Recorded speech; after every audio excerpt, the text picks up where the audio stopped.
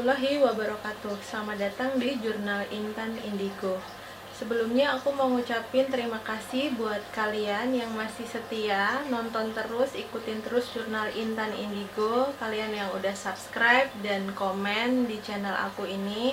Dan buat kalian yang belum subscribe, silahkan subscribe, karena subscribe itu adalah satu bentuk support ataupun dukungan dari kalian untuk channel ini, Jurnal Intan Indigo, untuk segera mencapai 1000 subscriber.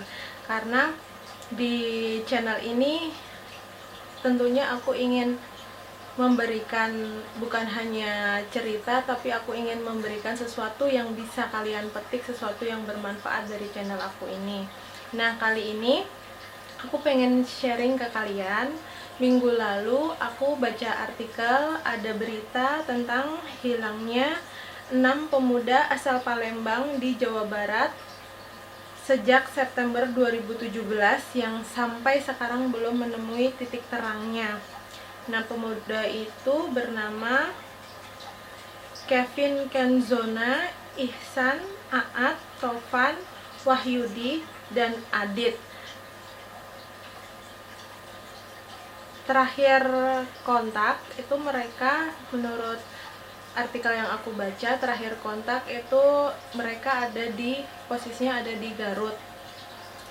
Kalau dari yang aku baca, aku tembus sedikit tentang mereka, tentang keberadaan mereka, karena sekilas keluarganya pasti khawatir, dan yang pasti hilangnya mereka ini bukan dalam waktu baru-baru aja, tapi udah 3 tahun dan belum ada titik terangnya gitu. Nah, keluarga ini pastinya pengen tahu tentang keadaan mereka, masih hidup atau enggak. Nah, aku coba buat nembus itu dari namanya, dan sempat ada fotonya, salah satu foto dari mereka, yaitu foto Kevin Kenzona. Aku tembus dari nama dan foto. Kalau yang aku rasain itu mereka saat ini masih hidup, dan mereka untuk saat ini keadaannya sangat baik-baik saja. Dan aku nembus lebih dalam lagi, mereka tidak sedang dalam tekanan seseorang. Artinya mereka pergi atas dasar kemauan mereka sendiri. Kalau dilihat dari namanya, aku nembus dari namanya, Kevin, Ihsan, Aat, Tovan, Wahyudi, dan Adit, itu mereka bukan anak-anak nakal, dalam artian di usia mereka sekarang itu bukan mereka anak yang badung gitu, bukan. Tapi setahu aku mereka ini anak yang udah lama psikisnya ngalamin tekanan di dalam keluarga sendiri, keluarga mereka masing-masing. Dan mereka di usia mereka ini aku lihat memang usia-usia di fase pencarian jati diri. Jadi mereka ini pergi bukan karena paksaan atau pengaruh seseorang, saat ini juga tidak dalam tekanan seseorang. Mereka pergi atas keinginan mereka sendiri. Mereka seperti pengen bebas, tanda kutip, karena aku masuk lagi ke keluarga inti mereka, itu mayoritas orang tua, terutama orang tua mereka itu adalah tipe orang tua yang keras, disiplin, didikannya itu keras. Nah, usia-usia mereka ini kebanyakan karakternya mereka ini hampir sama, karakter yang ingin bebas. Mereka berontak, ingin bebas, pengen senengnya kemauannya sendiri gitu. Jadi ngikutin kemauannya sendiri aja gitu, karena sehari-harinya mereka memang terlihat anak baik, karena memang mereka ini, si Kevin, Ihsan, Aat, Tovan, Wahyudi, Adit, memang sebenarnya anak baik. Cuman mereka sering terlalu diatur A, B, C, D dan seterusnya, terlalu sering didikte sama orang tuanya dengan didikan keras, didikan yang kaku menurut aku. Jadi orang tuanya itu punya keinginan A, B, C dan seterusnya. Si anak-anak ini itu sampai nggak punya space buat berpendapat, nggak punya space buat keinginanku ini loh, nggak punya space buat berpendapat ke orang tuanya. Jadi kamu harus ini gitu. Si anak ini penurut, memang terlihat baik-baik aja, nurut gitu, sehari-harinya nurut.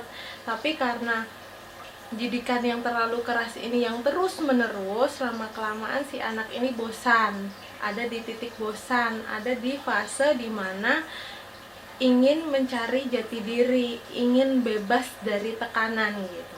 Si anak ini nggak punya pikiran buat macem-macem, pikiran jahat gitu, enggak. Dan mereka pun enggak, saat ini enggak ada di lingkungan orang jahat, aman, bisa aku pastiin mereka baik-baik aja. Nah, saat ini mereka, yang ada di pikiran mereka, belum ada di titik pengen pulang, belum tersentuh hatinya buat pengen kembali pulang ke keluarga gitu. Jadi mereka lagi asik sendiri, lagi asik dengan dunia mereka, dalam kebebasan mereka. Dan yang ada di pikiran mereka saat ini tiap harinya itu hanya bagaimana caranya aku bertahan hidup, bagaimana caranya aku bisa makan hari ini, esok dan seterusnya gitu. Oleh karena itu mereka memang keadaannya bekerja gitu dengan cara yang menurut mereka itu nyaman gitu, karena yang mereka cari adalah kenyamanan. Dan untuk saat ini Kevin, Ihsan, Aat, Tovan, Wahyudi, Adit itu sepertinya masih bareng-bareng, nggak terpisah, masih bareng-bareng. Dan kenapa aku tertarik buat melihat lebih dalam kasus ini, karena ada rasa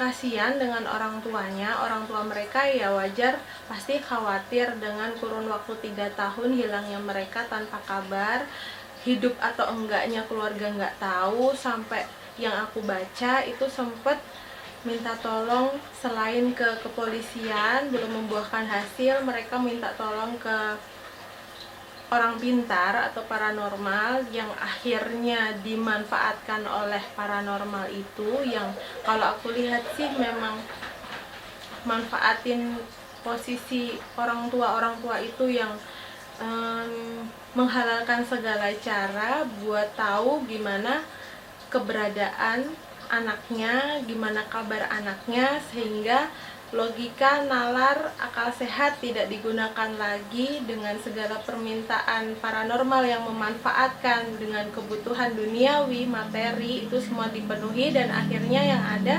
bukan hasil yang didapat orang tua mereka, tapi merasa tertipu dan gak ada hasil sama sekali gitu.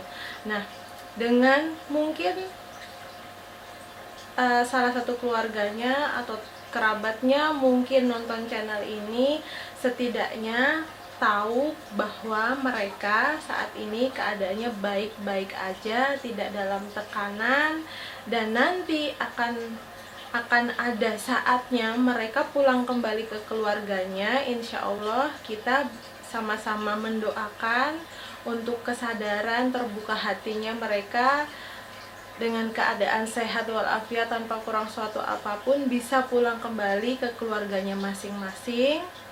Kita bantu dengan doa tentunya. Dan aku berpesan di sini untuk orang tua Kevin, Ihsan, Aat, Tovan, Wahyudi dan Adit, sebaiknya dengan adanya kejadian ini alangkah lebih baiknya untuk introspeksi masing-masing, ya, baik dari sisi orang tua maupun dari sisi anak-anak mereka.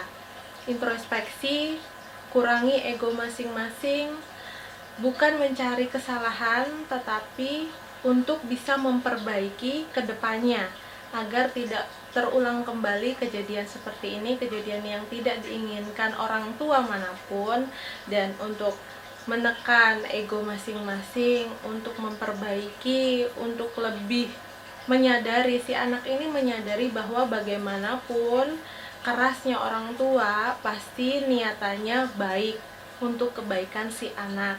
Nah, si orang tua juga sebaiknya introspeksi atau menyadari lagi bahwa bagaimanapun juga si anak ini mau melakukan kesalahan apapun itu tetap harus dimaklumi, karena bagaimanapun anak ini ya tetap anak mereka gitu, dengan karakternya masing-masing, dengan kenakalannya masing-masing, dengan keunikannya mereka, dengan adanya kejadian ini, sebaiknya orang tua bisa sedikit mengurangi cara didik mereka yang mungkin terlalu kaku, terlalu keras. Jadi bisa kedua belah pihak, si anak sama orang tua ini bisa saling mengerti, bisa saling memaafkan. Apalagi sebentar lagi kita menyambut Hari Raya Idul Fitri, jadi mungkin momen ini bisa mengetuk hati mereka, Kevin, Ihsan, Aat, Tovan, Wahyudi, Adit, untuk bisa segera kembali pulang ke keluarga, yang tentunya bagaimanapun juga keluarga akan menanti momen itu karena mereka sangat menyayangi anak-anak ini gitu. Nah, karena sebentar lagi Idul Fitri, aku pribadi mewakili Jurnal Intan Indigo mengucapkan selamat merayakan Idul Fitri 1441 Hijriah. Mohon maaf atas segala kekurangan, karena kesempurnaan hanyalah milik Allah Ta'ala. Selamat merayakan, semoga setelah Hari Raya Idul Fitri ini kita bisa sama-sama membuka lembaran baru dengan pengharapan yang baru. Terima kasih, dukung terus Jurnal Intan Indigo, subscribe, like, dan komen. Wassalamualaikum warahmatullahi wabarakatuh.